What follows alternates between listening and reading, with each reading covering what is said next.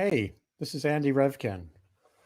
I'm a longtime journalist, 35 years basically on the risk beat, covering climate change, earthquakes, a little bit pandemics, although I've left that task to so many great colleagues over the years, people like Laurie Garrett, a freelancer who was on this beat before AIDS, like Don McNeil at the New York Times, uh, like Zeynep Tufecki, who you'll meet in a few minutes.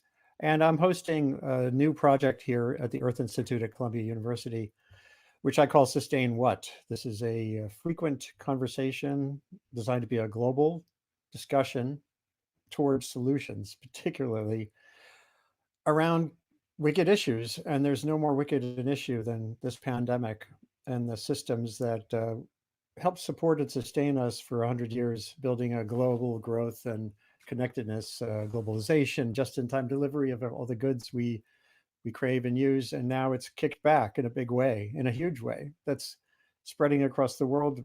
And my son in LA the other day made an important point about this. He said, this kind of spread from fast forward through the rich countries, from China's manufacturing zones, Wuhan, and the wet markets there, and in a nanosecond has become a global disruptive force, turning off economies, blinking them out.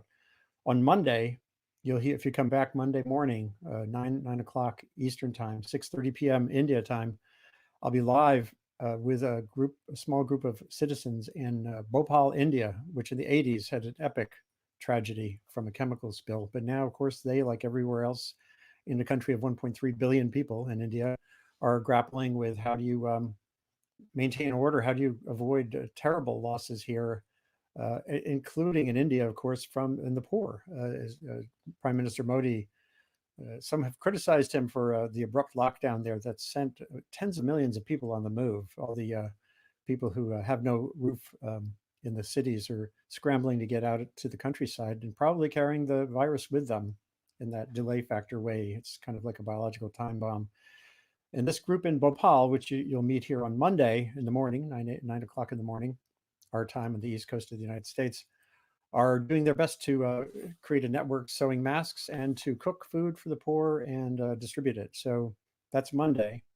Today, I'm going to be joined in a few minutes by Jay Rosen, who's been this bulldog force on the internet, trying to get the press to avoid getting trapped in old models of journalism that have lately been deeply problematic in covering a White House that has controlled the messaging around an issue like this and so many others by skirting the conventional press. And you have this bifurcation of the press. You have cultural divides that now have their own messaging pummeling them every hour of every day.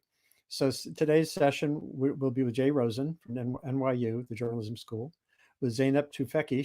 She's going to join us briefly, who's a writer and a technology and society analyst at the University of North Carolina. She just had a fantastic piece in The Atlantic on the complexity of this issue.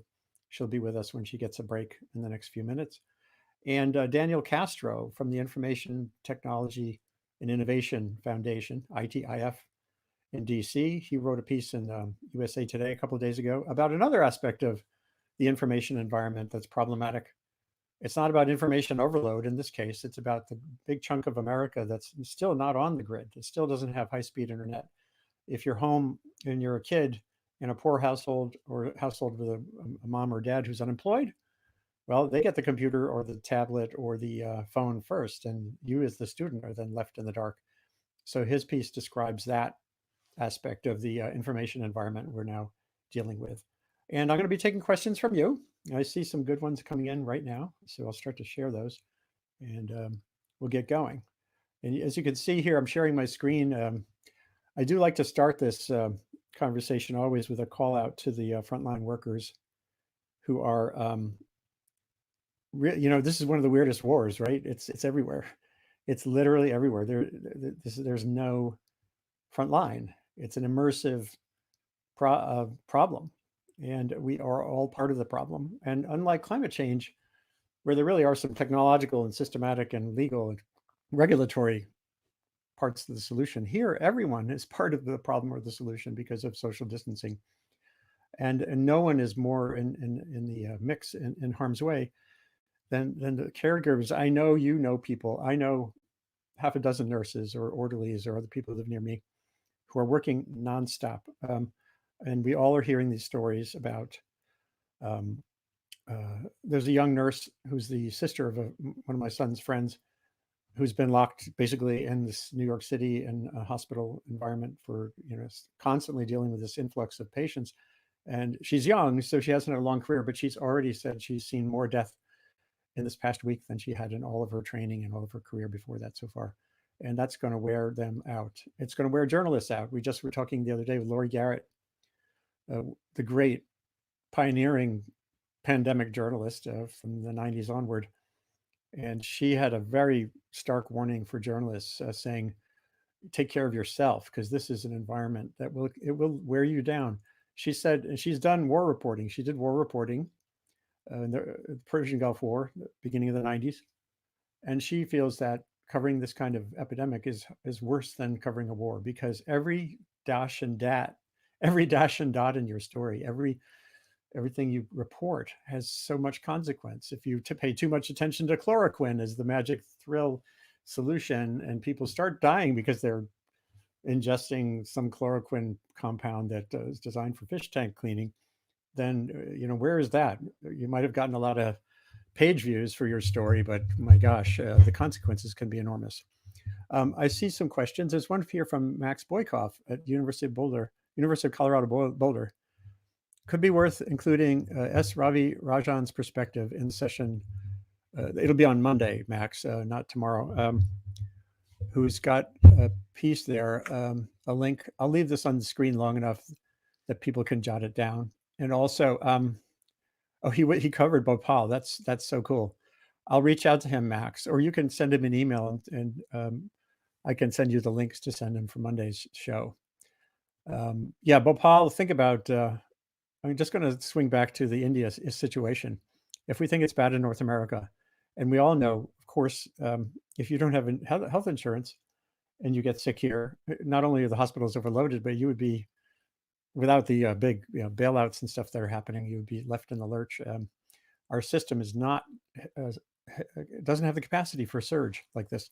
Other countries have had more of a capacity for a surge. South Korea got a lot of credit for early tamping down of the virus, but you have to keep in mind South Korea also is on war footing all the time, because so this is they're waiting for a crisis like this all the time. Their healthcare system is set up for surge. We are not. Here's someone from our wonderful AC4 group is listening. EI Peace. That's this. They focus on complexity. You can't erase complexity. It's not like we're going to make the world simple. 200 or so countries, how many languages, how many cultures, how many geographies. So there's no one solution to a pandemic peril like this. One of the absolute imperatives is for us all to be talking to each other. Lori Garrett the other day had a news story in the New Republic laying out how China's lack of openness and transparency in the early stages was hugely problematic in terms of how this spread. There's more people out there. There's Holly Atkinson saying, thanks for doing this. And again, my guests will be on shortly. In the meantime, I'm going to scroll through Twitter here a little bit, and we can talk about some of what you're seeing. And you can, for sure, weigh in. So this is a beautiful, art plays a role here for sure. This panel is beautiful. I remember something similar. Let me close Holly's window. I remember something similar when there was a boy whose body washed up on a beach, I think in Turkey, from one of the refugee pulses crossing the Mediterranean. And artists made a whole host of amazingly wrenching and beautiful graphics about that at the time. And here's another piece. Glad to see Dalibir Sandhu, who is a gastroenterologist at Cleveland Clinic. It's great to know that there's a big cohort of medical professionals who've dived in on Twitter and other social media to try to offer some clarity. Folks at our National Center for Disaster Preparedness as well. And let's see what else is out there. Oh, and here's Tom Bregman is offering a suggestion of a blog to follow, virology.ws, and I'll leave that on the screen. So this all gets archived immediately when our broadcast is done. You will be able to find this afterwards on Twitter, Periscope, which broadcasts to Twitter, on YouTube. There's a playlist I've built. I can show you the playlist shortcut in a minute. And on Facebook, if you just go to facebook.com/andrew.revkin.5. I don't know why it ended up that way, but that's where I'm doing the Facebook Live as well. Let's see what we got. Someone's calling me an undemocratic partisan, hack, and a fake news propagator. I think I won't show you that comment because I don't think it's fair, and you can have that feeling and keep it to yourself. Well, I will show it. So here's hydroxychloroquine is saving lives. Well, it's also killing people when they're taking the wrong the wrong product. And the literature on this is actually still not in. I could show you a tweet to make that point. And I was going to bring up this point about what I call I have a name for what happens when you have a highly consequential issue in the news, like we have right now, and you have a lot of science flowing, like we have right now. And I call it the single study syndrome. So for all you journalists who might be online, this is something to think about. We all have this tension, when you're on the beat and you're in a competitive situation, and it's never been more competitive given what's online journalism has so many folks out there. Here's let's show you a response to that chloroquine claim there a minute ago. Right, Laurie Garrett the other day. Let's see where the AIDS threatened community. Oh, yeah. Oh, actually, this was interesting. We were talking about, Lori and I did a conversation here on Wednesday, I think it was, with drawing on her long experience around covering issues like this. And she goes back to the days when AIDS was a new virus and when there were people pressing for the right to try experimental treatments. I mean, none of this is like a bright line. And back then, that was a big, important push by the gay community to try to get ahead of that disaster by exploring alternatives. But you have to focus on science in the end too, and that was where we talked about this single study syndrome. Right now, there's a lot of studies coming through the pipeline that are not yet peer reviewed. It's kind of a rush process, which science needs to be doing right now. You need to rush, but we also in the media have to kind of make sure we're putting the right kind of caveats around stuff like that. Or sometimes a president will pick it up and run with it, and then people will die. Here's Chris Russell in Cambridge, New York, Cambridge, Massachusetts. Please discuss incomplete and misleading case and death numbers and rates. Oh yeah, this came up in our household this morning. The denominator is a key thing here. You've probably seen constant updates on testing on infection rates.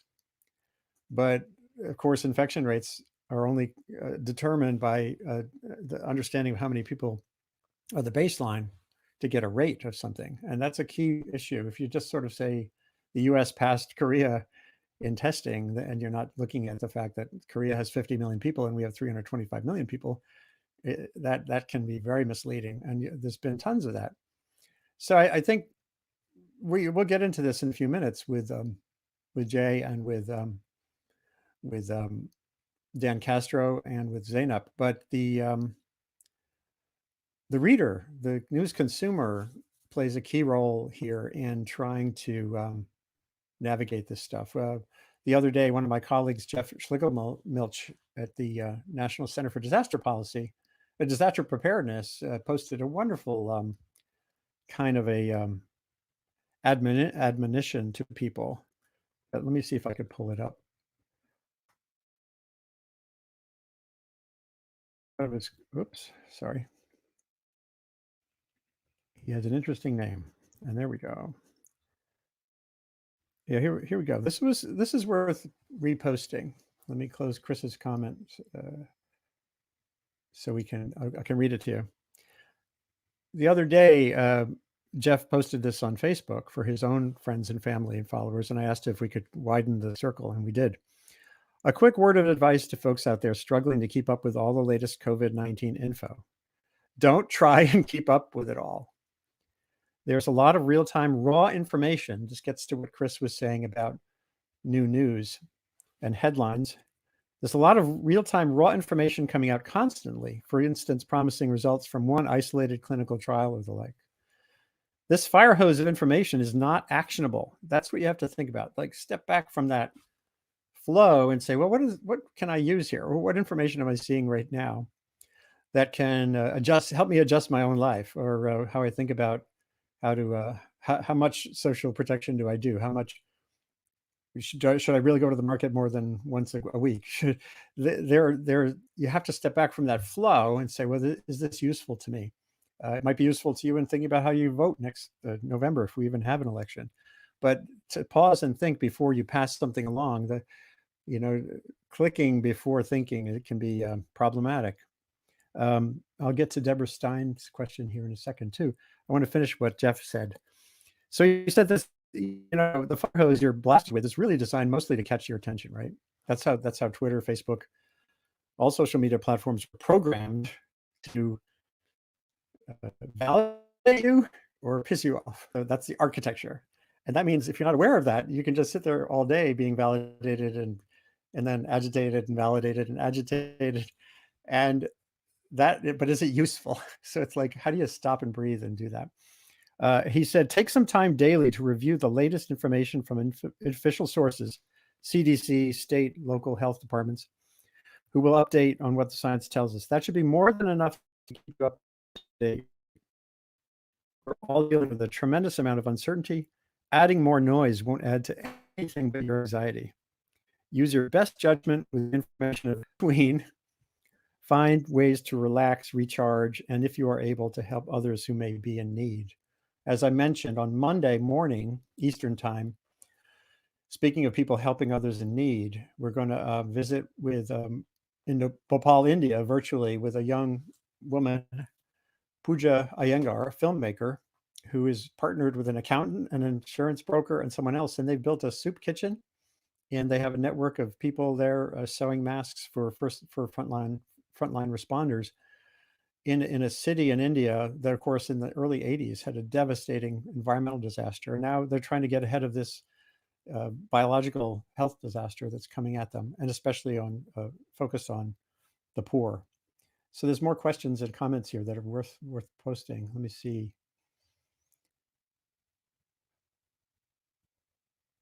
Muriel Strand says, like many modern situations, we have to evaluate the reality of events and reports that are distant, not accessible to the five senses. How do you triangulate? How to triangulate? Yeah, as a journalist, those of you who are journalists know that the closer you get to reality, you get closer to reality, and it's murky. It can be a murky reality by cross-referencing. The more people you interview about something who have some vantage point, the more likely you are to identify a space within which reality sits. Reality occupies the space between people's assertions, as another former New York Times colleague used to put it. And to me, it recalls when I was living on a sailboat in my early 20s, going across the ocean with some other young people, a very lucky thing to be able to do. And we didn't have GPS back then. So how do you know where you are? How do you know where you are in relation to that Ashmore Reef north of Australia that doesn't even come above the sea level? You have to look at the stars. And the more stars you look at with this sextant, the more precision you have about the space you occupy on the surface of the ocean. And journalism is a lot like that. And not everyone out there can do that in the day-to-day run of events, but that's why when you find good journalists, latch on to them, follow their work. Laurie Garrett, Don McNeil at the New York Times, Zeynep, again, who'll be with us for a bit, and others, who can give you a little bit of that capacity. Deborah Stein again, have you seen the articles where epidemiologists are questioning the bottom line 100,000 death number? The question is whether it's an overestimate. Might the White House be overestimating the numbers so the deaths come out less than they can say they did a good job? say like crowd size. The White House is not sharing how they come up with that. Oh, the crowd size question. Yeah, no, you'll be seeing torquing of numbers continually in different ways. The and it's always good to emphasize how bad something could be, and then to come out ahead of that. Although the complexity here is that disaster risk policy is always like that. A few weeks ago, as this was just beginning to unfold in a big way, I remember posting from one of my disaster risk reduction sources saying the damn thing about disaster risk policy and action is you're always blamed for alarmism before the disaster and then for overreaction afterward. And of course, the overreaction comes if you've actually done your job and reduced the risk. So it's not as if this is a purely political thing. Effective disaster risk mitigation often has that shape to it. Actually, I think it was Jeff Schlegelmilch again who said that from the National Center for Disaster Policy Preparedness. Here's Tom Bregman. My brother is an ER doc in White Plains. Wow. I think Westchester, as of a few days ago, had 11,000 cases. Unfortunately, he and 3 other MDs and 5 nurses have been affected by the virus over the last 2 to 3 weeks. This issue of the weakening and depopulation of our frontline medical workers is going to be a huge one. I spoke with him yesterday. He feels better some days and worse others about the various possible drug therapies. He said from a practitioner's point of view, they're not useful now. Maybe in the next few months or in the next wave, but not right now. Well, Tom, that's such a tough situation. My brother is a physician, mostly working in drug research, but he's affiliated with Yale, and he was very sick with a viral infection 3 or 4 weeks ago. It took him 2 weeks to get tested and have the test result come back. It was negative. It was good old-fashioned rhinovirus. But he's kept me attuned to people in Yale who are, again, facing the same issues you're talking about here. Best wishes to your brother, for sure. That's tough. Leslie Evans Ogden asks, given there are so many studies being released as preprints, what kind of language should journalists be using to caveat this, or should we be covering these studies at all? This is a great question, and I think it's not an easy one. When I was at the New York Times, Larry Altman, one of my longtime friends and colleagues there, who was a medical reporter, he's the one best known for all of the reporting he did on all the president's health, essentially. He and I once were complaining that at the Times, even when we got into the internet age, the more nuanced a story was, the smaller it was. So writing a story about an early stage research result where you want to put in the caveats, you got less space because it's not important, right? It's not the front page. There's no front page thought there yet if it's new. And then in the Instanet here, we've got this issue with headlines and the fact that, vast majority of people will pass along a tweet or a Facebook post or like it or share it without even reading the second paragraph, if even the first one. So you can have the propagation of stuff that can be, again, leave a very false impression. And it's worse because then, and we got at this in the New York Times too, but this is 10, 15 years ago, where we would write these little stories saying, you're going to hear from others that this new therapy for colorectal cancer is a big deal, but here's why it's not. But no one will read that. So it is a tough thing. I would say to not write about them or to have an icon or the like. I'll show you something I did. If you're going to be on social media and you are going to, that something will get a lot of attention and you want to at least maintain some semblance of reality around that thing, you can try something that I tried off and on. Let me see if this works. Oh yeah, here we go. I created little memes, a word I didn't even know, I think 5 years ago, that I would put on a post. So this one is, single study syndrome. Again, I coined this term 7 or 8 years ago, maybe even longer. And it's just a way to flag something as being, wow, it's going to get a lot of attention because it's about COVID-19 and it's new science, which we always like news, right? We're news reporters.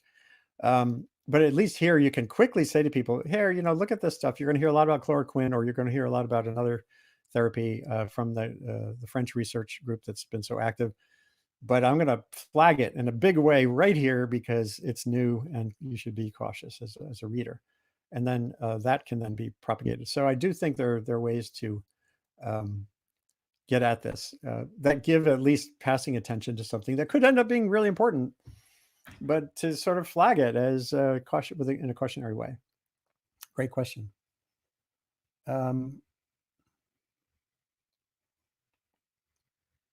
And here's this, again, Deborah Stein is saying that point that we made about disasters and then emphasizing relative risk and how this plays in politics and how it plays in effective disaster risk reduction. Maybe we can talk about that. And I would be eager to get their insights on that as well. Muriel also notes that Snopes, PolitiFact, et cetera, should be considered essential services right now. Yeah, and I've written some pieces about this. I'll point to one in a second. Let's see.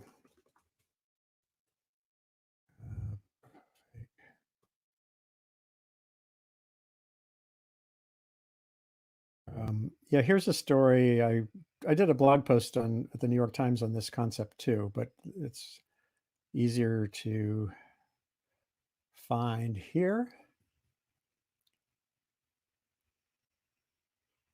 Hold on. Yeah, tools and techniques for tracking how fakery or the real thing flows online.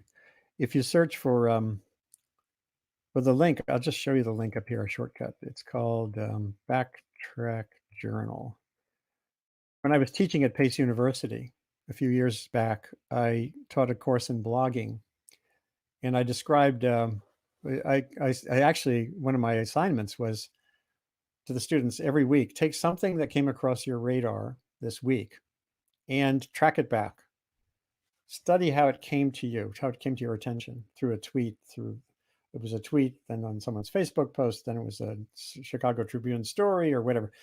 And I tried to inculcate this understanding of how information moves online. And this post goes through some of the techniques and ways to do that. And as with things like Snopes, it's easy actually to do this. Oh, and there's actually a curriculum. Two professors at the University of Washington, Carl Bergstrom and Jevin West, built a course called Calling Bullshit in the Age of Big Data, which I think, I assume it's still going. It's certainly more needed than ever. And we should all be taking that course, of course, but you have to have the motivation. It's like, once you understand how the internet works, once you understand how the human brain works, you talk to Tristan Harris at the Center for Humane Technology, and you get pretty freaked out about how hijacked we all are, including ourselves, including well-meaning people like me and you. Your brain is trying to lock you into a narrative that's already in your head. I call that narrative capture. You don't want to be captured by a narrative. And so the tools are there, but you have to be motivated to use them. And this curriculum, I should try to get them on my little program here. And you can find it, just Google for Revkin and Backtrack Journal. And here's look at their, this is their syllabus. Introduction to bullshit, spotting bullshit, the natural ecology of bullshit, causality, statistical traps, visualization, big data, publication bias. That's a big issue. Predatory publishing and scientific misconduct, the ethics of calling bullshit fake news. And one of the readings is Carl Sagan. This is a beautiful comment Carl wrote, going back to Francis Bacon.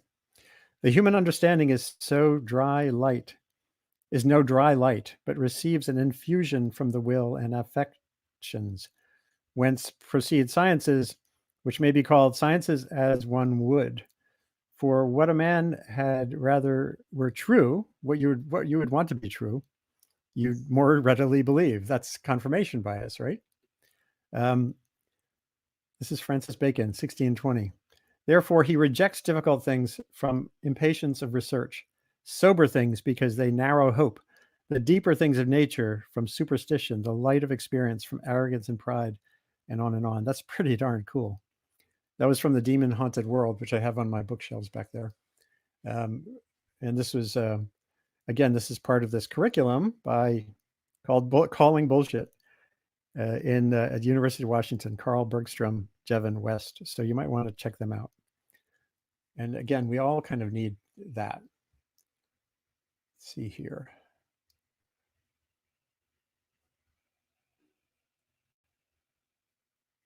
Deborah Stein says she provided a link to the Washington Post article about the concerns about estimates, but Facebook rejected it as going against their standards. So well, that's another one of the filter issues that we come up with right now too. You can be very well-meaning and trying to post stuff that's useful, and these Autobots are not as discriminating as they could and should be. Deborah asks again, what has surprised me most about the media response to the pandemic? I guess I'm trying to think. Let's see.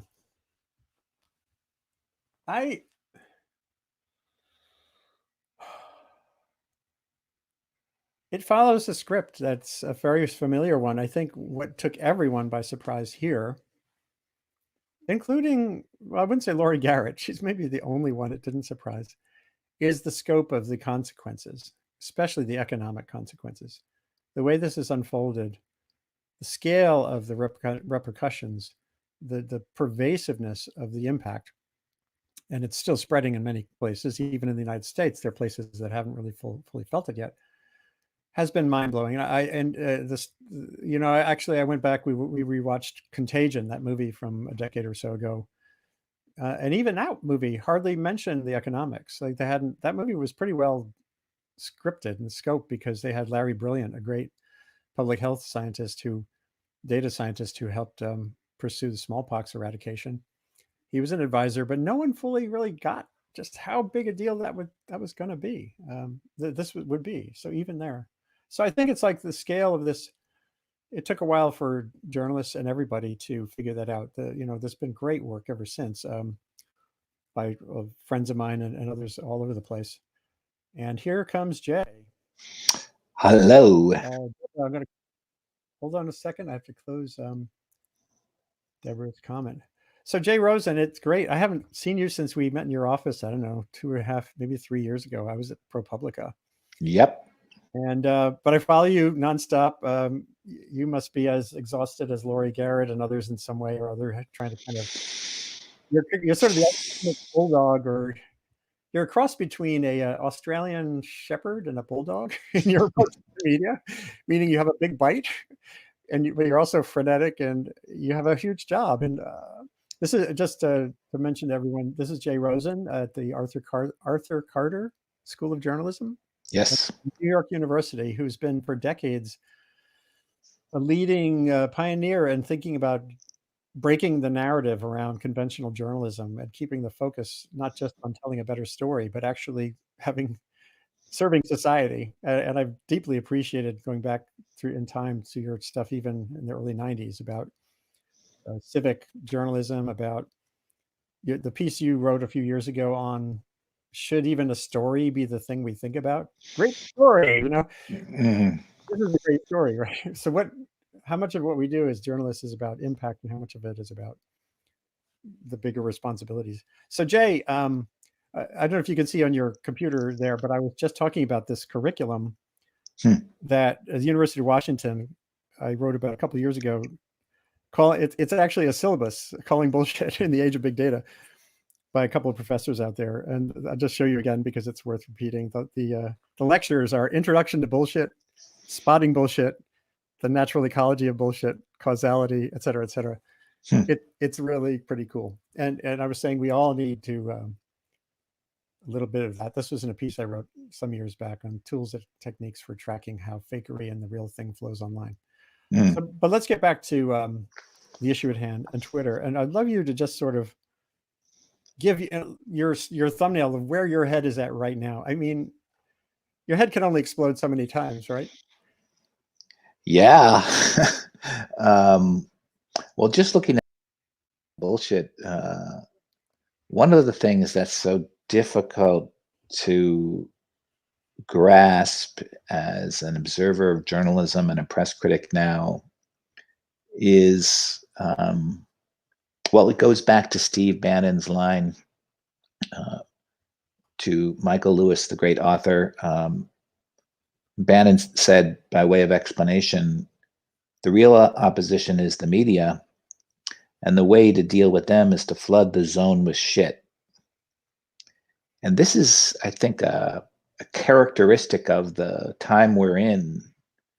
And one of the reasons the press has had such a difficult time adjusting to Donald Trump, and even now, is what Bannon is talking about there is a kind of propaganda where even if you were skilled at detecting bullshit, there would be so much of it that you're kind of paralyzed by the sheer volume of it. And so, in the case of President Trump, we have this method that we had been developing over years in journalism, fact checking.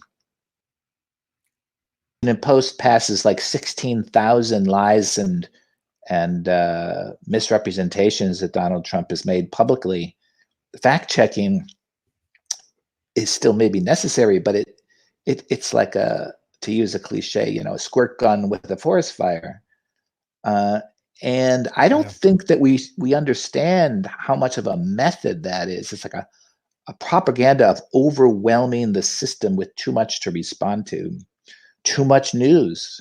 It used to be that that White Houses, for example, managed their communications by trying to make a small amount of news on the thing they wanted to talk about and not make news on other things. That was called news management. It was something that scholars wrote about, but journalists also talked about it too. Like they would say they stepped on the message of the day, and then that would be criticism of the White House. And now every day is just an overwhelming flood, and it can't be fact checked. It can't be controlled. So that's one of the things that I'm thinking about. And then the other thing and then I'll shut up, is I've said this several times on Twitter. I've kept repeating it. But because there is so much out there about the responsibility of the government and the way that the government fell down in anticipating this virus, there's so much material minimizing the danger, telling Americans there was no problem. It's only 15 people. Between now and November, we're going to see maybe the biggest propaganda campaign in American history to prevent Americans from understanding what went on December to March, because that's the only possible way that he can stay in office.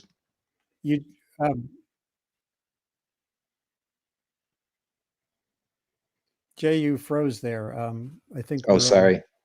Could you just repeat that last thought? You said we're facing the biggest propaganda moment. I think we're facing the biggest propaganda moment in modern U.S. history from now until November, because there's so much out there in the public record that only by preventing Americans from understanding what happened from December to March can he possibly win the election. And I don't think the profession of journalism or the media system as a whole is in any way prepared for that. Yeah, and you described this as an emergency, sort of like an emergency for journalism on your blog the other day. Can you just so what is there even a remedy, knowing what you know about path dependency and the like in the media? Well, I don't know, but what I meant by emergency is the press needs more than one mode. It knows how to operate in normal times, and produce news each day and rush from one politician to another to get comment on something the president just did, and sort of wrap up the story at the end of the day.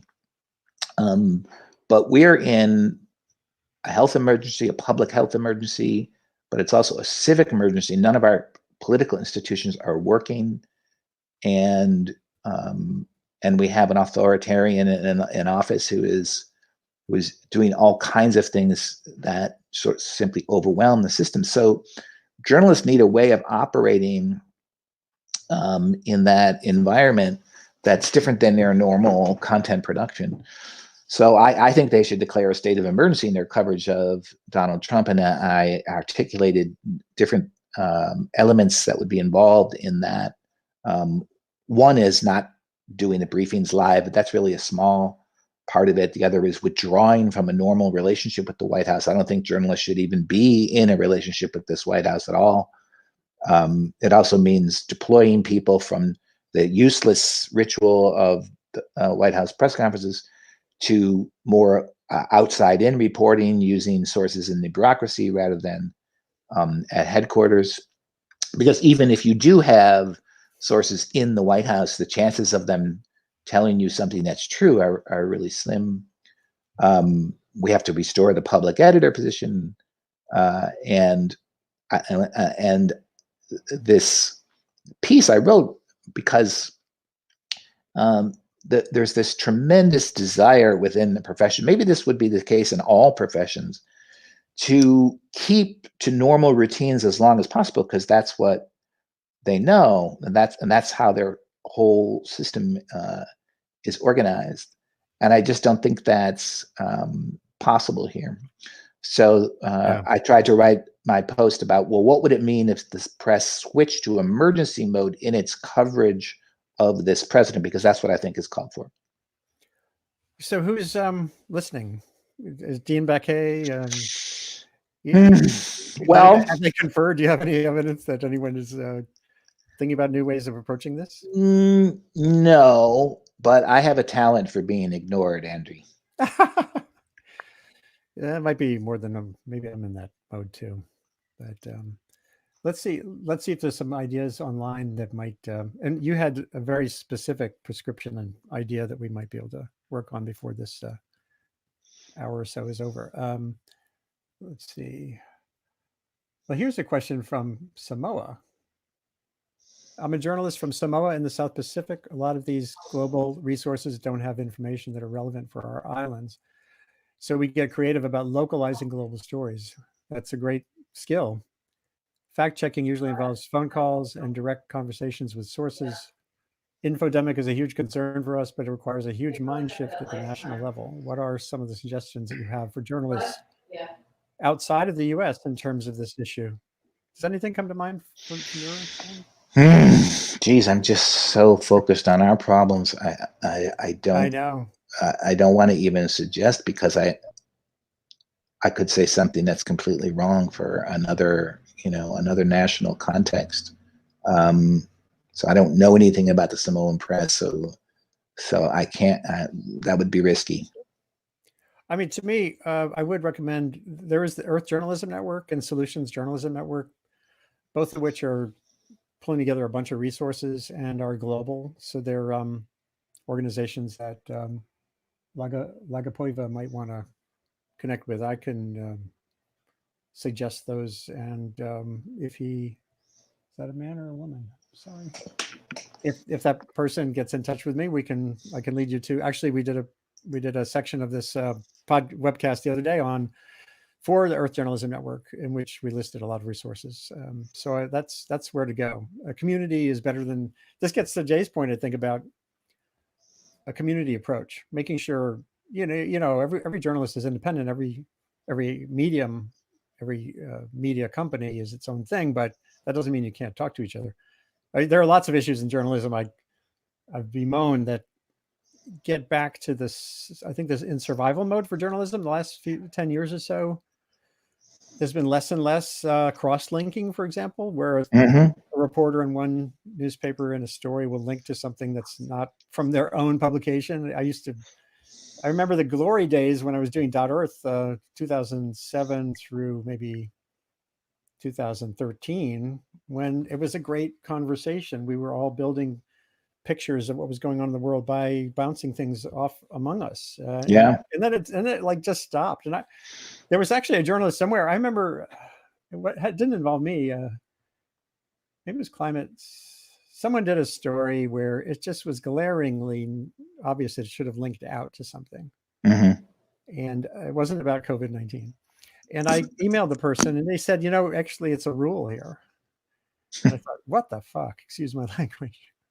And I just, the more crosstalk, the better. So, yeah, that's kind of like unbuilding the World Wide Web in a way. Oh, I know. But think of how that's happening because of it's going backwards. Retain readers and not crediting others. It's just kind of a nightmare. Yeah, the idea that you try to keep everyone in your domain is really corrosive to the web. But then you look at Facebook and you can't even make a link on Facebook. It's not a feature of the platform. I know. Yeah, Facebook is still deeply problematic. Although I'm really happy that this is streaming there right now, and that people can share. Yeah, we have to use these tools sometimes against the platforms themselves. I know. Trying to expand this too. Let's see if there are other questions. My other guests will be coming in soon. So Jay, let's swing back to this idea of the other thing that you tweeted was can we work on a mechanism to track where the politics around COVID-19 is threatening journalism? I think that was this is no, I was musing about a much more specific thing, which is I would love to know when these briefings are held, which are really more like rallies and propaganda sessions, and now they're becoming real dangers to public health. Something happened last night that I'm still trying to get my mind around because it's so wild.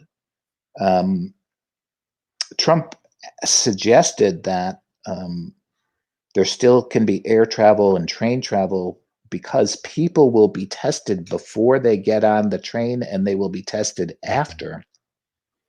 And Daniel Dale looked into it and he says, nothing like this is happening. There is no such thing going on, right? So now you have, I still think this is amazing. You have the president of the United States urging people, if they have to take a plane or get on a train, and he assures them that it's safe because there will be tests when you get on and you get off, and the whole thing is a lie. Wow. So that's almost like the presidency. I'm sorry to use such dramatic language, but it's almost like the presidency as death cult. And this is a briefing. And so when the president is saying, yeah, train travel, we'll test you before and after, and it's a lie and there is no test, how can you, as a broadcast executive, as a news producer, how can you run that live out to people? I just don't get it. Anyway, the question that I had raised with you was, people sometimes email me or contact me on Twitter and say, our local station in Sacramento isn't running that briefing, right? Right. So that would be, as far as I know, there's no central way to know which affiliates are broadcasting the briefings and which are not. And I think the map of that would be really interesting.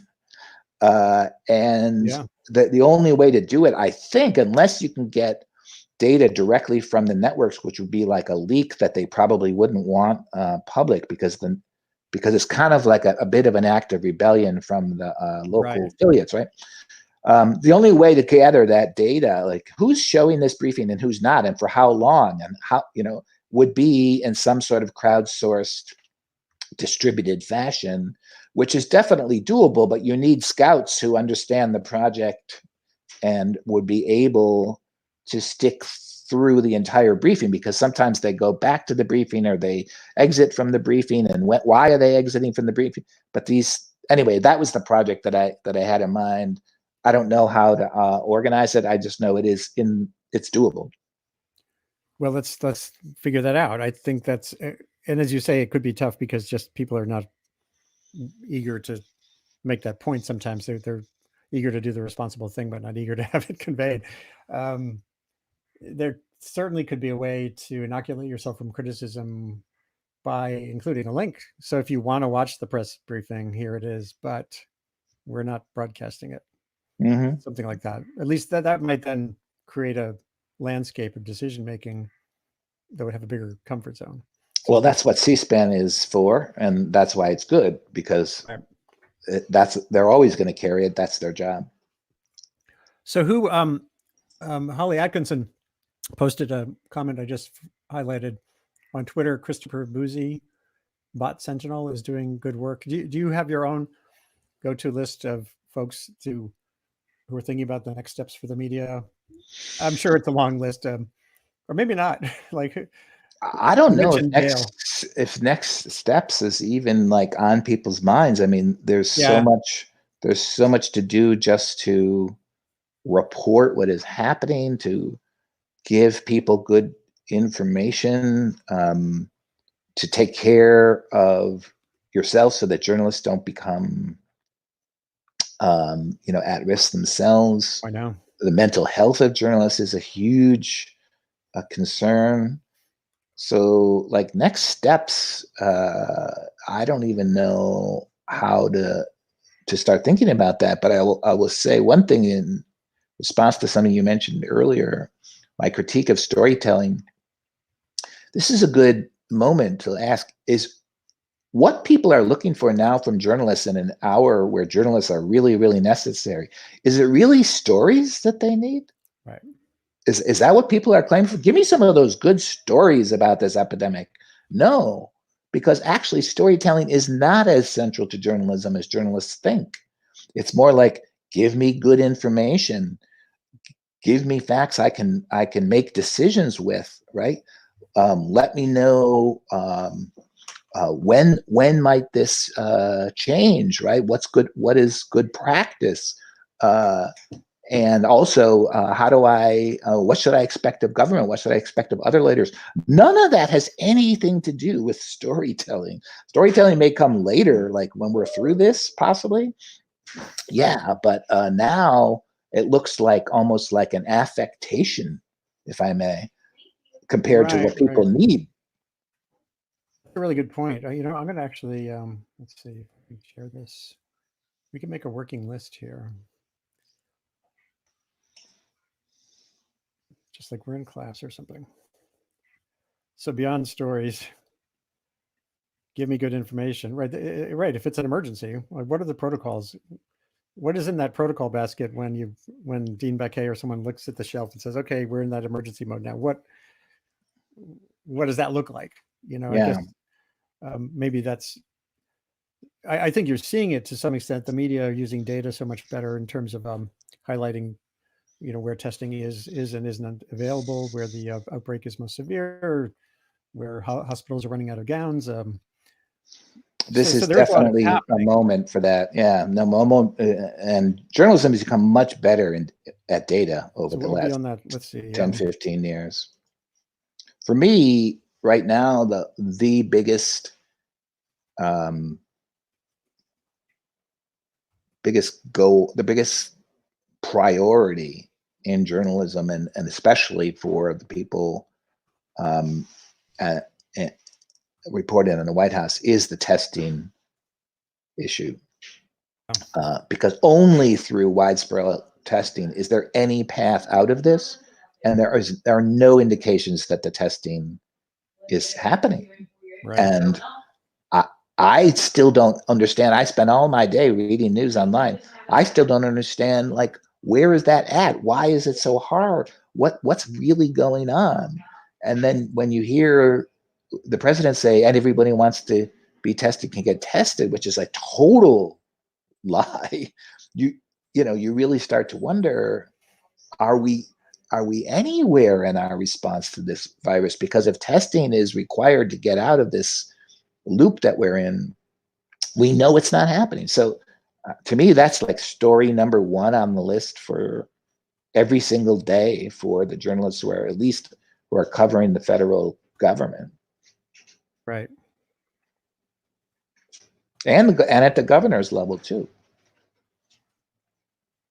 Yeah. So as you were saying, a civic emergency requires a journalism emergency response.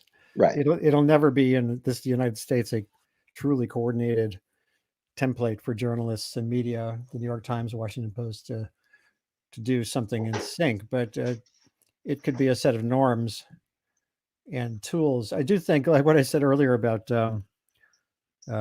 maybe one thing that could happen right away is, and you see it on Twitter in certain ways. It's this. Whoops, is that not here? I just had single. Oh, I know. Just hold on a second. I'll show you something. Damn. Searching my computer. Here we go. Yeah, right. So having that go on to, so if the New York Times is tweeting something that's early stage science on chloroquine, the New York Times could have its own set of little flags like that. So people could get used to, it's like colors. Yeah. Actually, Jeremy Zallar, who used to run the blogs at the New York Times, helped me create .earth. He came up with I know him. He came up with a color code idea. I think he has it on his Twitter account right now. So if you're green or yellow or orange, if you've been infected and you're healthy now, whatever, you can start to have a color code. And like, it feels like there could be stuff like that. And again, maybe the Miami Herald or, the Cleveland Plain Dealer is doing some of this. We don't know about it in the same way as you said, we don't know who's not covering the briefings. Yeah. So that feels doable. There is this right now, the Columbia Journalism Review. They've been doing this covering climate now thing, I have some questions about aspects of it, but it's basically good. And they now have a hashtag covering COVID-19. And that could be a conversation, journalists could use that as a way to trade their own tips and ideas going forward. No one owns a hashtag. So I don't know where the conversation here is overdue to be more. The other thing I like, of course, is a lot of openness. Journalists also have to say when they don't know something, just like authorities do. Dealing with uncertainty is a really important part of what we know. What we don't know should be a routine device in use in daily reporting. Another thing that I would like to see, Andrew, and I think you'd understand what I mean here, is one of the problems with daily journalism that it's all about what happened yesterday or today, right? It's a 24-hour cycle. And that tends to leave out what is still true today. And one of the things I'm looking for is some way of creating a hierarchy of facts so that I can find out each day what's really the most important thing going on.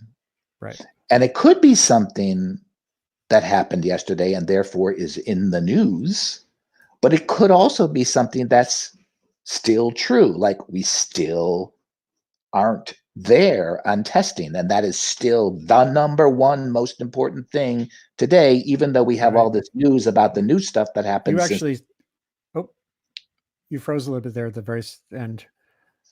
Sorry. The testing is the number one and most important thing.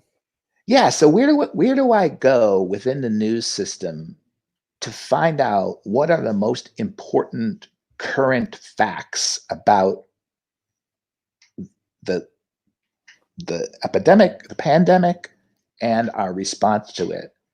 And that is a different question than what are the most important things that happen in the last 24 hours.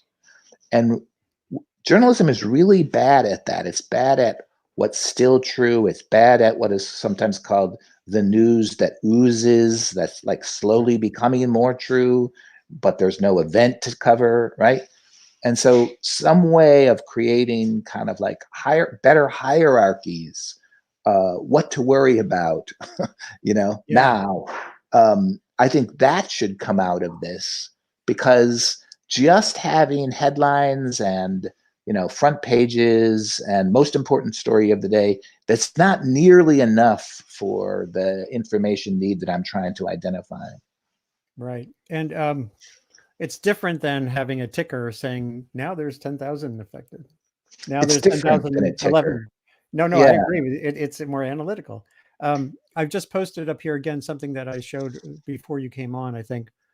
Jeff Schlegelmilch is the head of the incoming director of the National Center for Disaster Preparedness at the Earth Institute.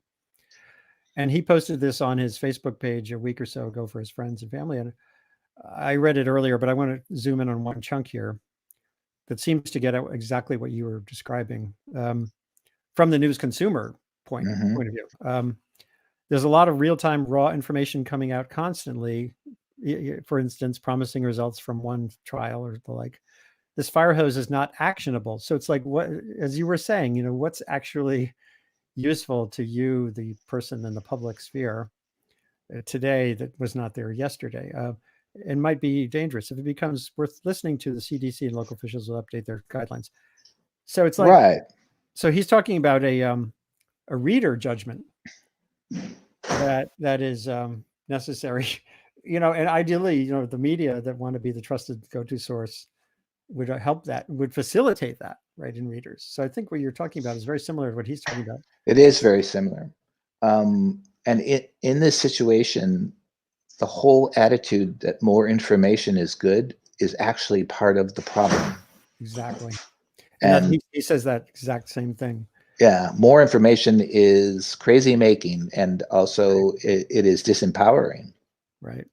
And so if I were running, let's say, a local newspaper, and I was trying to help my readers, I would task someone with coming up with a daily kind of like worry sheet about these are the things that you should be paying attention to and spending time on, and also include in that things that are not worth worrying about right now, right, or not at the stage where you should bother spending time on them, or too indefinite to be worth it, right? And instead, we just heap more helpings of information on top of people as if that's doing some kind of job, right? I know. That's not really journalism. And this is something I've been coming to lately. That's content production. Content production is a different business than journalism. Right. Yeah, and by the way, that gets at this question of how you measure success in journalism. My buddies at the New York Times, this came up before the COVID explosion. My daughter's blog ran on the opinion side of the paper for the last 6 years, and I remember that. Op-eds, they're still very stuck on the op-ed model. 800 words, 800 words, and I was arguing that there's the thing you want, kind of like with celestial navigation, is the space between the pieces is where reality is. So you could either have that discussion could take place out on Twitter, or it could be on under your domain as a media enterprise. But so they would publish one provocation after another, lots of views, which people are happy about, but it doesn't really let the reader navigate toward a complex space where the solutions might lie. No, it's not a reader-centric formula at all. It's production-centric. Yeah. So, well, hopefully that'll evolve. We'll find out. So we have Daniel Castro has joined us, and Zeynep Tufecki, a woman, a wonderful journalist who did an incredible story on complexity, the complexity monster, I call it, behind these kinds of issues. She's hopefully going to join us. She has a brief break. So Dan is at the ITIF, and I always flub memorizing. It's Information Technology and Innovation Foundation. Is that you got right? it? Yeah, you got it. Hey! Yeah, the first try. And on Twitter, you are Castro Tech, right? That's right. I should show the piece. You did a really valuable piece in USA Today that just ran yesterday or so. It's the reason I invited you on, about another aspect of this information environment around COVID-19. Most of what Jay and I have been talking about this first half hour has been on this: how do you navigate that too much information space? And yet there's tens of millions of people in the United States who have marginal or no access to the internet. And that has created zones of danger and vulnerability, and not to mention kids who can't do their homework because the mom, who's now unemployed or at home, is using the computer or tablet to find a job or do the work. So what's that landscape like? Yeah, I mean, I think for a lot of us, I mean, obviously anyone who's online right now watching this, we're pretty privileged in that we're able to be at home or be at some location where we have a good broadband connection. We can do work. We can get access to different types of information. We can communicate with others. But for many people, of course, that's still a huge challenge. And when you see all these schools that have closed and I myself am a parent. I have a son in kindergarten. We've been doing the teaching from home for the last couple of weeks. You can only really succeed in that right now if you have the ability to go online, if you have the ability to get access to materials, if you have the ability to communicate with the teachers. And for a significant number of students in America, that's still not an option. They either lack broadband at home. So it's about 15% of households with school-age children don't have broadband at home, or they don't have computers at home that they can use, or some combination of that. And so, in some situations, these are kids that are having to use the computers only at school. Maybe they're going to the library. Maybe they're using a hotspot at the library if they have a computer. But there are some options available to them. When we have this type of situation like we have right now, where people are at home, libraries are closed, you can't go anywhere, they're really cut off. And that's significantly impacted the way that schools are responding to this kind of shutdown. Some schools are moving online and trying to do things online. And, they're just trying to pull along those other children who are left behind in ways that they can find useful. They're trying to mail them paper copies of work. Some, better schools that have more money are able to provide hotspots, provide loaner laptops. And then, of course, other schools are saying, well, we want to treat everyone equally, so nobody's going online. And, really, that's what most schools have been doing for the last, decade, is that they really haven't relied heavily on online education, because they said, we can't ensure 100% of children have access, so we're just not going to do it, because we can't reliably say that a child can go home and do their homework online. And that's a huge problem. I think that's one of the reasons why, we are just lagging in general in terms of online education, especially in K through 12. And then I think you said in that story that the initial recovery bill didn't include funding for sort of expanded access to the internet. Yeah, I mean, and I think that was what was really disappointing to a lot of people. When you put $2 trillion down to address the immediate crisis, we know part of that crisis is students getting online to get access to these materials, and $2 trillion and none of it went to close what they're calling the homework gap. And Speaker Pelosi's talked about doing this fourth round, and maybe that will get into this issue. Certainly, it's been raised quite a bit on the Hill, but so far, we haven't seen that. And that's where some of this you can close in a short amount of time when you're talking about, yes, can we just get more hotspots out to people? Can we buy laptops and send that out to children? Some of this, especially when you're talking about rural broadband, that's a lot harder to address. That's not something that will be addressed overnight. Yeah, and actually, just the other day, we have a Sunday session on here now that I've done for this webcast. That's more for songwriters and storytellers and average people to just do a Sunday brunch. This Sunday at 10:30, we're doing it again. And Karen Brooks, who lives in rural Massachusetts, she's a sheep farmer and a folkie, one of my friends in my band. She described how many of her neighbors, it's all about the telephone. If you want to know if someone's sick, or if you've heard that there's an emergency, you pick up the phone. There's no internet. That's rural Massachusetts. If you go farther afield in America, it's a vastly bigger problem. And of course, in poor zones. Yeah, and that's really part of this conversation. Part of it is it's rural, and part of it is poverty.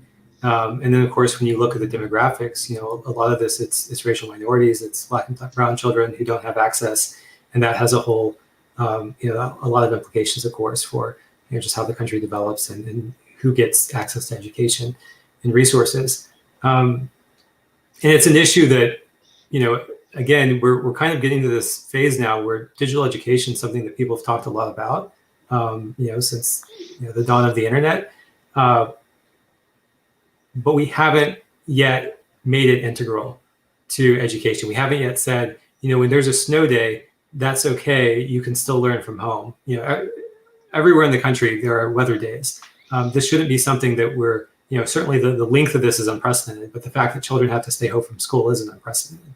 And, we still haven't addressed it. And so that's where, the piece we did in USA Today, the piece I wrote, was about how we need to be thinking about this in terms of digital preparedness, just like we think about preparedness for other national emergencies, whether it's national security or hurricanes, flooding, any of those other types of incidents that we've come to rethink how we prepare for emergencies, but we haven't really thought through the digital side of this.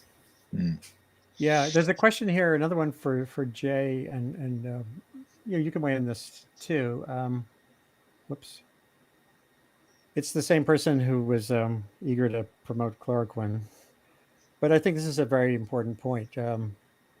This is this weird thing about the White House and the presidency and government. We were talking earlier about media simply broadcasting press conferences when you know the information is false or misleading. And here he asks, don't you find it undemocratic for pundits to stop broadcasting the COVID task force briefings because they don't like the politics of the president? So Jay, I know you've got some thoughts about how, where that balance should lie.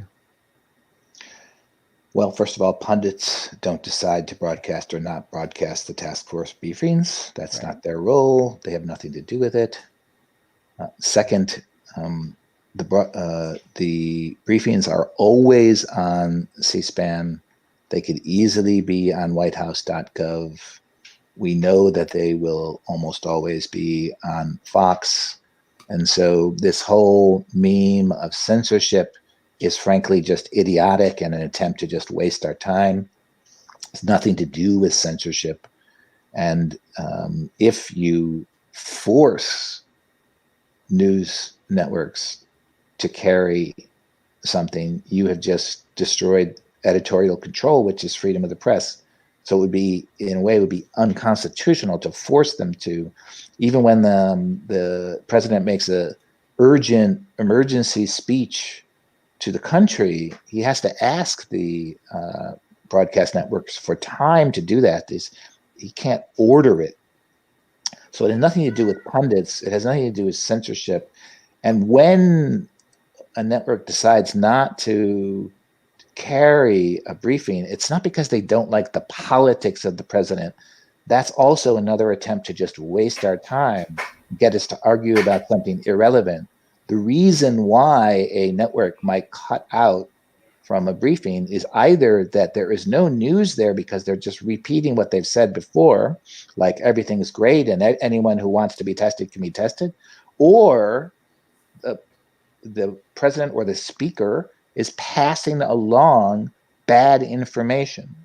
And so you're not carrying the briefing because you don't like the politics of the president, is just trolling, frankly.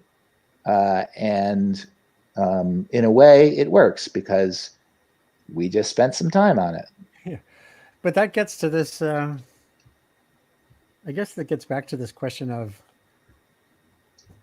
how can you break those norms? It's you're setting aside that particular question. There'll always be that argument, and it'll always give cover to those who have that part of the cultural cognition landscape and the political landscape that are sort of always Trumpers, I guess you'd call them, the opposite of never Trumpers. They'll get their airtime one way or the other. We have yes, that's right. They will. And we have a bigger problem than that. We have about 1/3 of the country is isolated in an information loop of its own, in which the primary source of information about what Trump is doing is Trump. And mistrust of any other source has been built up so high that there's essentially no way out of that loop. And I don't have an answer to that. You don't have an answer to that. Nobody has an answer to that. And it's been a strategy. It's been a successful strategy. And it will persist until somehow the Trump coalition changes or dissipates or goes away. Or right now, we don't know how to get around that. So Dan, being in DC and thinking a lot about the sort of regulatory and legislative landscape, and pulling back from the specifics here, what would an information architecture look like that would help the country have the resilience capacity and the timely factor capacity that you'd need, along with journalism. Earlier, Dan, we were talking about journalism needing a sort of an emergency mode to go into if you're running big papers and TV stations about how to cover things. But what else on the, other than 5G everywhere, is there some aspect to this that can be pursued? Like, what would a bill look like that would make you go, yeah, that's, now we're going in the right direction? Yeah, I mean, so on the first part, I mean, I do think there's a maybe it's not now, but at some point there's kind of a post-mortem on this that says, what went wrong in terms of sounding the alarm, because to me it's not clear if the issue was the alarm wasn't sounded or people weren't paying attention to the alarm, both in terms of media and government. I think that's an area for debate. But in terms of kind of the information flows there, I think that's a key part of the question. Is that key signal? This is an emergency situation; things are escalating. Is that being able to permeate all the other noise and all the other signals that are coming out there?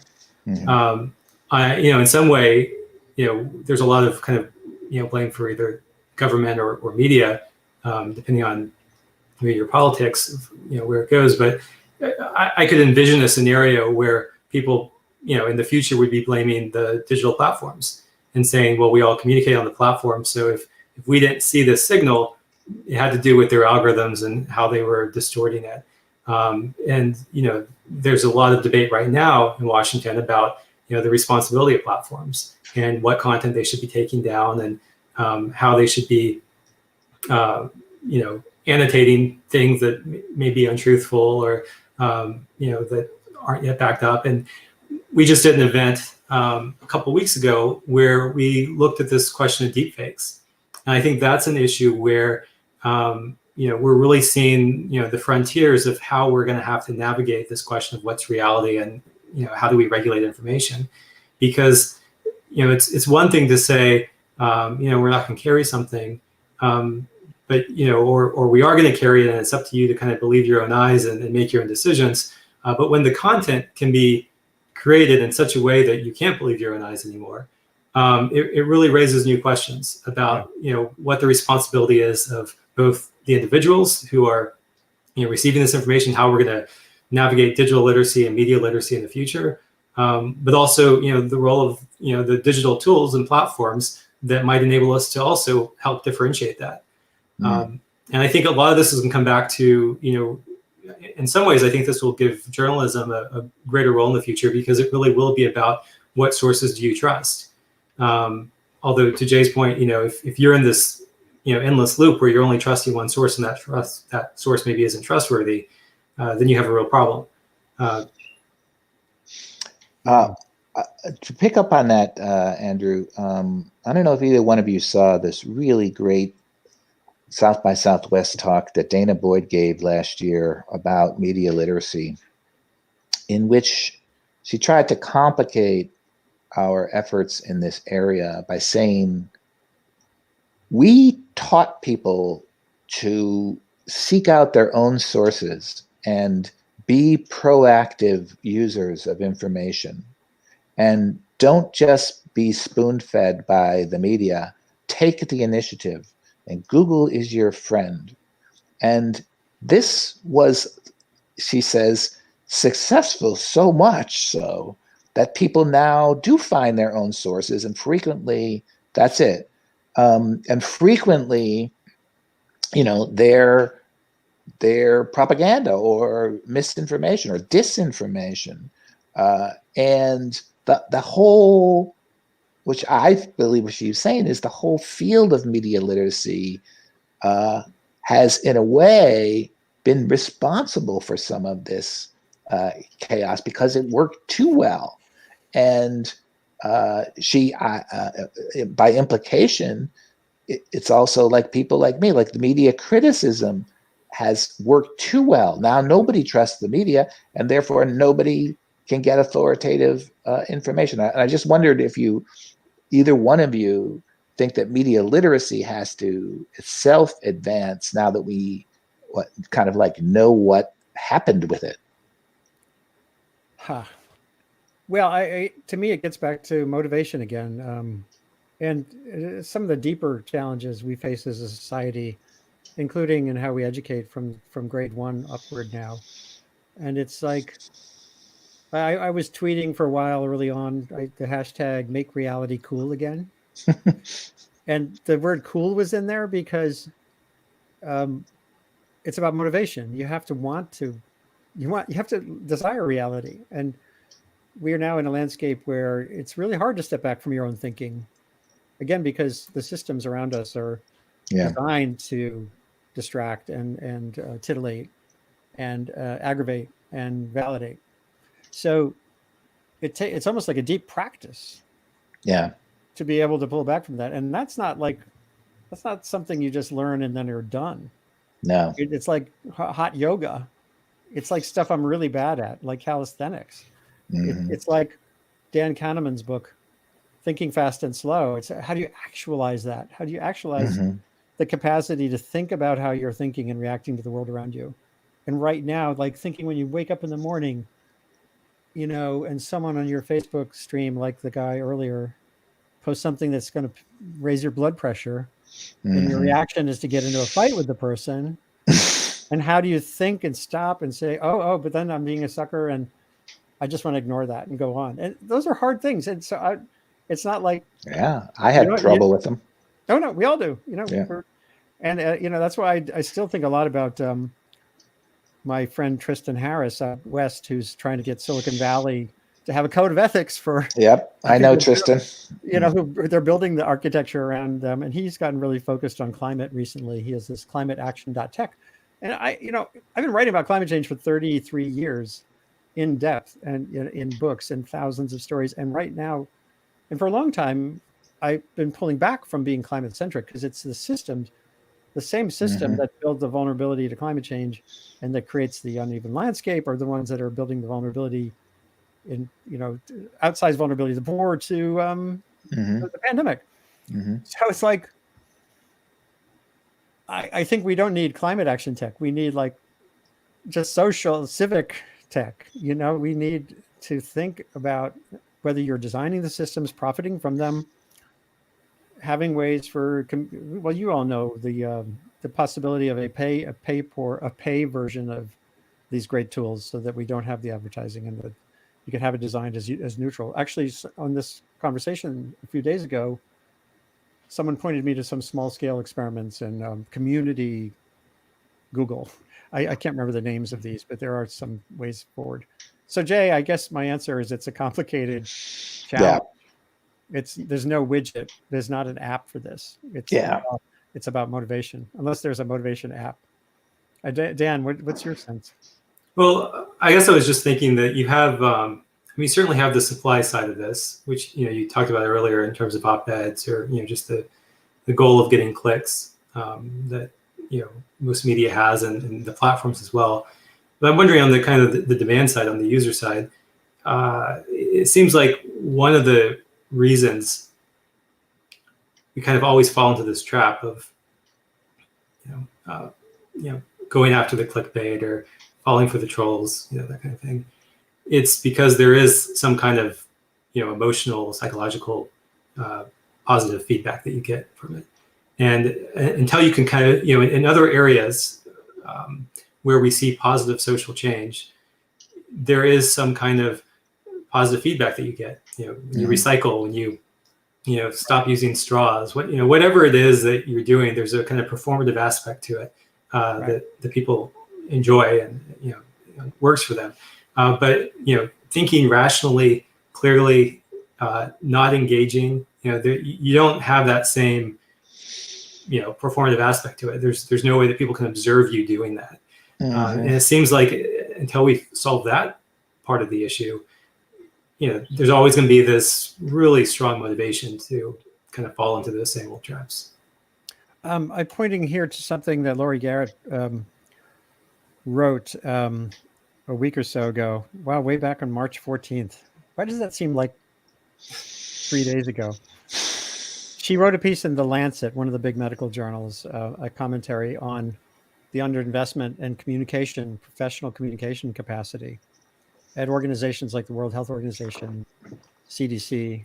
CDC is a little better, But I think she said the other day on our show that that World Health Organization has 5 people, essentially 1 for social media, and I still haven't fact checked that, so I'm not sure, to monitor the pulse of the internet on COVID-19. And when you think about how consequential the information environment is, the infodemic is not just a clever term; it's a real thing. And the pandemic, modulating this pandemic, mitigating the real-time consequences and building forward in smart ways, ain't going to happen if the infodemic stays as bad as it is right now. It's certainly so, but we don't invest in that. We don't think about those capacities. It seems, even in certainly, I guarantee you, it's not in the recovery bill to think about. Well, Trump was cutting the budget of the National Institutes of Infectious Disease and Allergies right through into March. They were pushing to cut those budgets. So how much of this is about that too? Mm. I was going to say, CDC just announced a job opening for a chief data officer a couple of days ago, which incredible, right?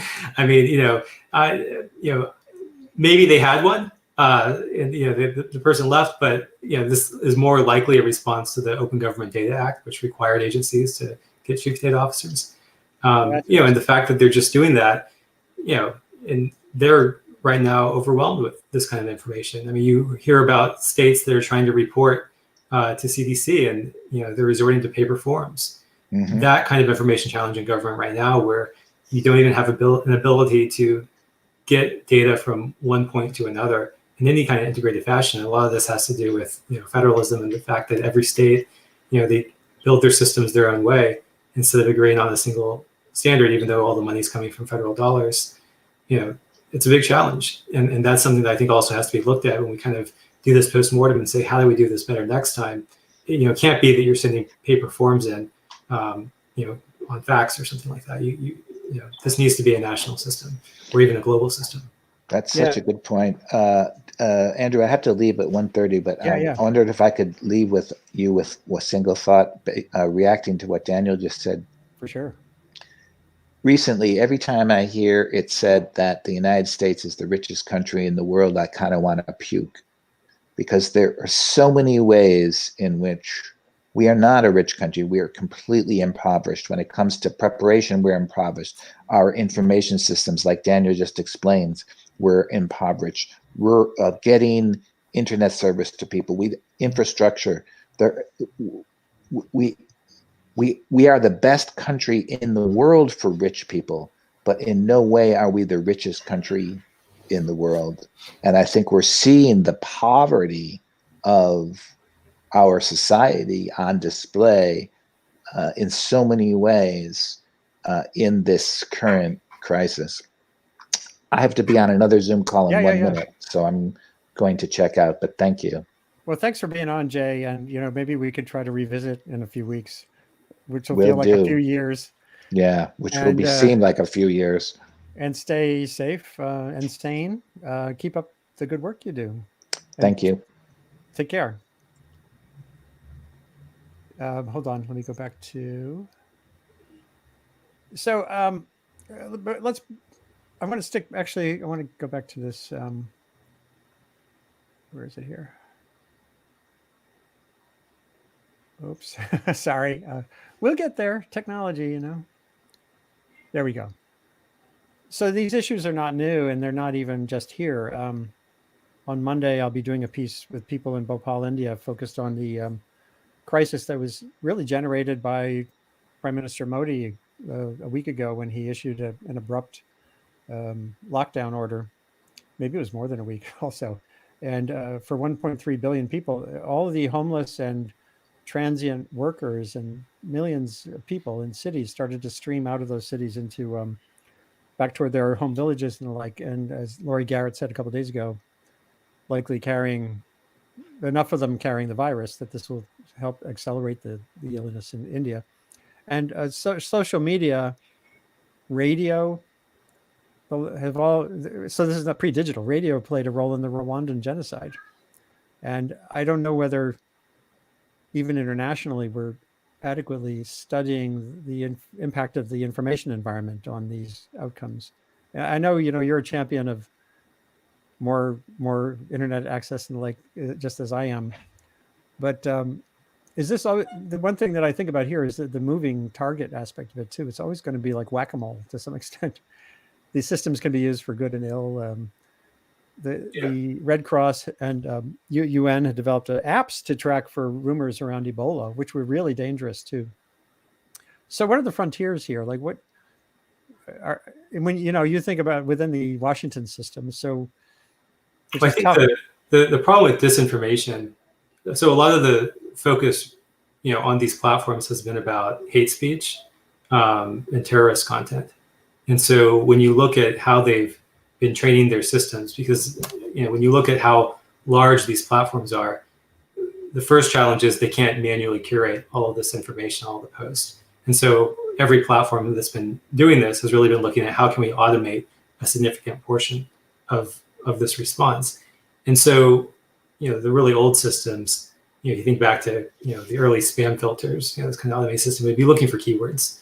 And, that's why, every Viagra ad you used to get, it would, spell Viagra with a 1, trying to evade that, simple spam filter that was looking for the keywords. And interesting. You see the same thing, with hate speech, and they've gotten better and better at training on these systems. But when you're doing that, when you're talking about machine learning, they're training it just on a specific type of problem. In this case, hate speech or terrorist content.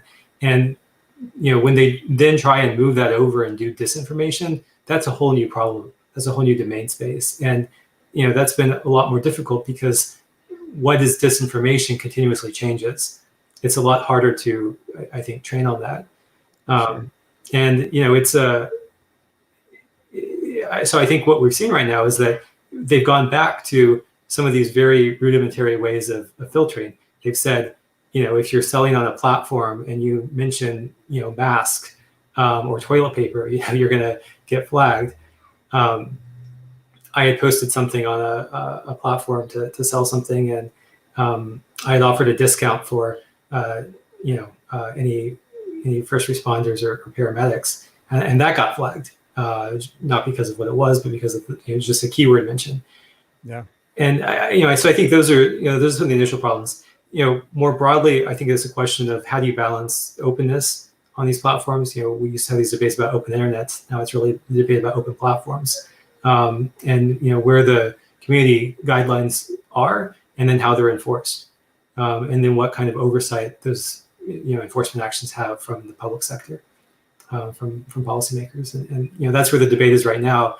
And what's interesting, I think, from the U.S. perspective, is that you see a lot of demands from policymakers, lawmakers, who kind of they can do some grandstanding at a hearing and say, why didn't you take something down? You should have gotten this right to a platform, but they can't actually pass laws to do that because that would, of course, violate the First Amendment. And so there's this. You can think about what platforms are willing to take down is over here. What policymakers are allowed to have them, require them to take down is over here. And there's a little bit of overlap. And then, of course, users are kind of all over the place in terms of what they're posting. And when anything falls outside of that, one of those boundaries, that's when you have, serious problems. So as a Washington, do you live in DC or in the suburbs? I live in North Carolina, but I telework in DC. So. Oh, that's good. So what's the situation like there? I'd like to get people's actual context. So in North Carolina, we've been shut down for going on 3 weeks. We have a stay-at-home order across the board for the state. School shut down through May. State shut down through the end of the month, at least for now. And of course, our peak is expected to be late May, so a little bit after everyone else. In the major urban hubs. Has I know in Florida, for example, it's been a very divisive and inconsistent response. In North Carolina, is it a different overall gestalt? It was they were fairly early in doing the shutdown. A lot of cities went first before the state did, and there's been general acceptance of it. A lot of the major cities are Democratic led, and then the governor's Democratic, so there's party alignment, which sometimes helps avoid some of those situations. The superintendent of the school for the state is Republican, but was also well aligned in terms of calling for a shutdown pretty early on. So, I think things have run pretty smoothly. The challenges here have been really the delays. So, I think people are always a little reluctant to start doing the shutdown when they see it happening somewhere else, but not in their own state. Once, of course, it starts happening, then everyone's on board. All right. Well, it's been great having you on the show. I think I'm going to call a close here. It's around 1:30 Eastern time. I have a lot of work to do. I'm sure you do as well. And that the same goes for listeners, watchers. I hope everyone appreciates what we're trying to do here. I'm going to read a little boilerplate that I try to cite each time. First of all, I'm just deeply thankful to the people among us who are on the front lines, who are everywhere. Again, this is one of these weird situations where there's no front, where it's not just the doctors and nurses in hospitals, it's the orderlies and janitors as well. It's everyone supplying the shelves of supermarkets. It's the cashiers, it's first responders. So thanks to all of them for the work you do. And Dan, thanks to all the work you do at ITIF. And of course to Jay Rosen, who was with us for a little while. Zeynep had said, Tufecki, who wrote this great piece for The Atlantic, she said it was going to be a struggle to get on the show, and she couldn't make it. Let's see, there's one last question here. Oh, and Muriel Strand says, thank the farmers too. Absolutely. As I said, my friend up in rural Massachusetts has 19 pregnant sheep who will give birth shortly. And all along the chain, farmers, food processors, cooks, etc. The restaurants that are staying open to serve food out the door. Here's something from Kitty Gifford says, what about all the new policies getting enacted while we're distracted by coronavirus? Oh yeah, this is an issue with any kind of crisis where what gets done in the darkness and out of the spotlight. Right now, the EPA regulatory apparatus was being shut down by the Trump administration while this is all going on. That's kind of a classic tactic, and I guess that's where the media has even more work to do. This isn't just about getting the infodemic under control and about being useful to readers and listeners in that way. It's also about keeping track of the things outside of the radar and outside of the spotlight. Well, as I say, one thing we see, you always want transparency in Washington, but it's really hard to do it when you can't actually go and meet with members of Congress or staff. You can't see exactly what the administration's doing. There's a hearing scheduled, I think it might be next week, where it's an entirely paper-based hearing. So nobody's going to be there in person, and the ability to actually see people in person, or at least face to face on video, affects how things operate. So hopefully, Congress will also figure out how to do some more things remotely, online, virtually, so that we can actually see what's going on in government. Yep, I agree, and thank you. You're pretty active on Twitter as well, so thanks for what you do there. Absolutely. Well, and just now I'm just going to read something. Don't read boilerplate much, but I think it's important to describe what we're doing here. One second. Okay. So Sustain What, which you've been watching, is a global conversation identifying solutions to the complicated, shape-shifting, and epic challenges of this moment in human history, our surge, whether you call it the Anthropocene or whatever you want to call it. It's an incredible time. A prime focus is making sense of and getting the most out of the planet's fast-forward information environment. It's the one Earth system changing faster than the actual environment. It's the reason we're connecting right now. It's sponsored by Columbia University's Earth Institute, where we're building a new initiative on communication and sustainability.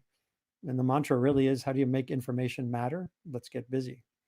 For the time being, these sessions will be focused on mitigating the unfolding societal disruption and devastation driven by the global spread of COVID-19, as this virus disease is now called. But we'll dip into other subjects and solutions when the time is right. I hope you'll follow me here on wherever you're watching, on Facebook, on Twitter at Revkin, on Periscope, PCSP.TV/Revkin, and YouTube, youtube.com/ANREVK. And we can keep this going. On Monday, we'll be broadcasting with people working really hard in Bhopal, India, to get masks and food to people in greatest need. Sunday, every Sunday from 10:30 to 12:30, we'll kick back and have a song swap and story swap. I'm a musician on the side, and some pretty cool friends are coming by this Sunday, including Vince Bell, a great songwriter from Texas, now living in New Mexico. So thanks again for tuning in, and be well, everyone. And thanks, Dan, for being on this. Thanks. Take care. Bye.